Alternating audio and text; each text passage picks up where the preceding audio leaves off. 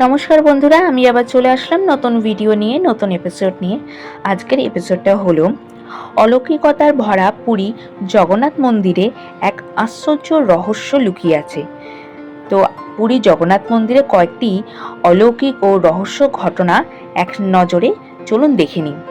আরও জেনে নিই যে মন্দিরে ছায়া কেন দেখা যায় না, মন্দিরের ওপরে পাখি উঠতে দেখা যায় না কেন, চক্রের দিক কোন দিক, কাঠের মূর্তি কি। তাহলে চলো বন্ধুরা, আজকের এপিসোডটা তোমরা পুরোটাই শুনে নাও। দেশের পাশাপাশি বিদেশেও বহু পর্যটক পুরীর জগন্নাথ মন্দির দর্শন করতে পুরী আসেন।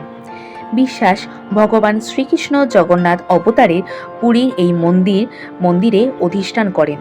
তার সঙ্গে শ্রীকৃষ্ণের বড় ভাই বলভদ্র এবং ছোট বোন সুভদ্রাও একই আসনে অধিষ্ঠান করেন। পুরীর জগন্নাথ মন্দিরে কোনো কিছু প্রার্থনা করলে সেটা পূরণ হবেই বলে ভক্তদের বিশ্বাস। ৮০০ বছরের পুরনো এই জগন্নাথ মন্দিরে আজও এমন অনেক ঘটনা ঘটে চলেছে যার বৈজ্ঞানিক ভিত্তি খুঁজে পাওয়া দুষ্কর। দেশে তীর্থক্ষেত্রগুলির মধ্যে অন্যতম হল পুরীর জগন্নাথ মন্দির। সারা বছর এই মন্দিরে পুণ্যার্থী ও পর্যটকদের ভিড় লেগে থাকে। রথযাত্রার সময় তো পুণ্যার্থীদের ভিড় উপচে পড়ে। দেশের পাশাপাশি বিদেশেও বহু পর্যটক এই জগন্নাথ মন্দিরে দর্শন করতে পুরী আসেন। বিশ্বাস, ভগবান শ্রীকৃষ্ণ জগন্নাথ অবতারে পুরীর এই মন্দিরে অধিষ্ঠান করেন। তার সঙ্গে শ্রীকৃষ্ণের বড় ভাই বলভদ্র এবং ছোট বোন সুভদ্রাও এই একই আসনে অধিষ্ঠান করেন। পুরীর জগন্নাথ মন্দিরে কোনো কিছু প্রার্থনা করলে সেটা পূরণ হবে বলে ভক্তদের বিশ্বাস। জগন্নাথ মন্দির প্রায় ৪৫ তলা বাড়ি সমান উঁচু। সেই মন্দিরে একেবারে চূড়ায় একটি পতাকা লাগানো থাকে। আশ্চর্যজনক বিষয় হলো, যে দিকে হাওয়া চলে সবসময় তার বিপরীত দিকে পতাকাটি ওড়ে। প্রতি বছর মন্দিরে পুরোহিত চূড়ায় উঠে পতাকাটি বদলান, কিন্তু হাওয়ার সঙ্গে পতাকা ওড়ার দিক বদল হয় না। জগন্নাথ মন্দির প্রায় ৪ লক্ষ বর্গ ফুট এলাকা জুড়ে বিস্তৃত এবং ২৪১ ফুট উঁচু। অথচ এই মন্দিরের চূড়ায় কোনো ছায়া দেখা যায় না, যা সাধারণত বিজ্ঞানের সঙ্গে মেলে না। কোনো উঁচু বাড়ি হোক বা মন্দির, তার ওপর দিয়ে পাখি ওড়ার ঘটনা সাধারণ ব্যাপার।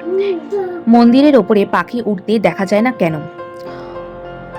যে কোনোই উঁচু বাড়ি হোক বা মন্দির, তার উপর দিয়ে পাখি ওড়ার ঘটনা সাধারণ ব্যাপার, কিন্তু পুরী জগন্নাথ মন্দিরের চূড়ায় কখনো কোনো পাখি বসতে দেখা যায় না। এমনকি মন্দিরের ওপর দিয়ে কোনো পাখি উঠতে দেখা যায়নি। জগন্নাথ মন্দিরের চূড়ায় একটি চক্র লাগানো রয়েছে।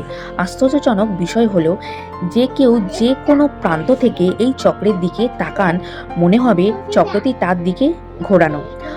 আবারও আশ্চর্যজনক বিষয় হলো, চক্রটির ওজন প্রায় ১ টন। ১২ শতকে মন্দির তৈরির সময় এটি চূড়ায় বসানো হয়েছিল, কিন্তু এই সময় প্রযুক্তি বিশেষ উন্নত ছিল না।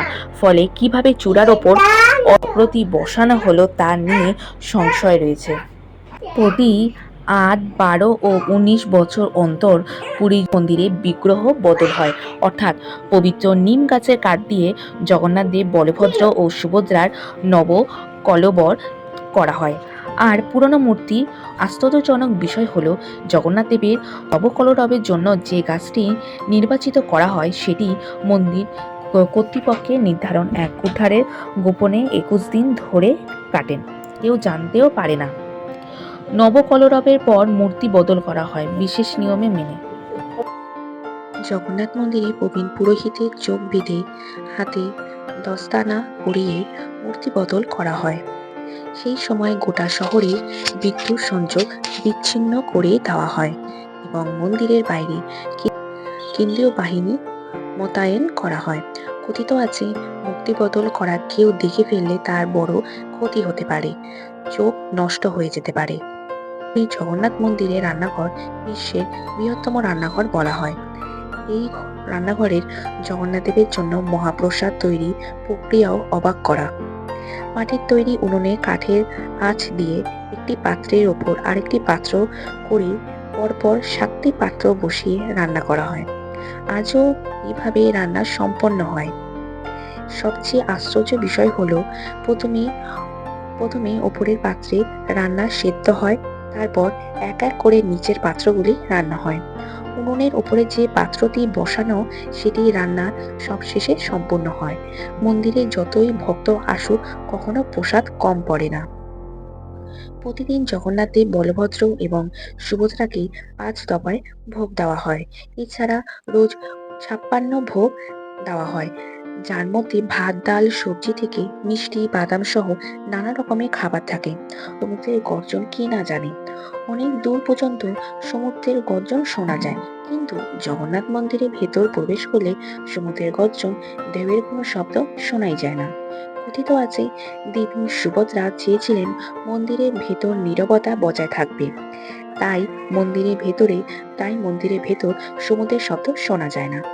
সাধারণত উপকূলবর্তী এলাকায় দিনের বেলায় সমুদ্র থেকে স্থলভাগের দিকে এবং রাতের স্থলভাগ থেকে সমুদ্রের দিকে হাওয়া চলে, কিন্তু পুরীর মন্দিরের কাছে দিনে ও রাতে উল্টো দিকে হাওয়া চলে, যার কারণ খুঁজে পাওয়া যায় না।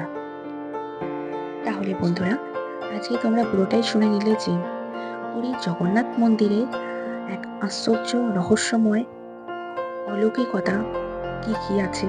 তার সাথেও তোমরা শুনে নিলে যে পুরীর জগন্নাথ মন্দিরে উল্টো দিকে ধ্বজা ওড়ে কেন। তার সাথেও শুনে নিলে যে পুরীর মন্দিরে পাখি উঠতে দেখা যায় না কেন। তাহলে বন্ধুরা, তোমাদের যদি আমার ভিডিওটা ভালো লেগে থাকে, ভিডিওটাকে একটা লাইক করে দেবে, আর কমেন্ট করে দেবে, আর ভিডিওটাকে শেয়ার করে দেবে। আর আমার চ্যানেলটা যদি তোমাদের ভালো লেগেই থাকে, চ্যানেলটাকে একটা সাবস্ক্রাইব করে দেবে। সাবস্ক্রাইবে থাকা পাশে বেল আইকনটা প্রেস করে দিলে নোটিফিকেশনগুলো তোমাদের কাছে চলে যাবে, তোমরা সেই ভিডিওগুলো দেখতে পারবে। তাহলে বন্ধুরা, আমি আমার ভিডিওটাকে এখানটা এন্ড করলাম। নতুন ভিডিও নিয়ে খুব তাড়াতাড়ি দেখা হচ্ছে পরের ভিডিওতে। ভালো থাকবেন, সুস্থ থাকবেন। নমস্কার।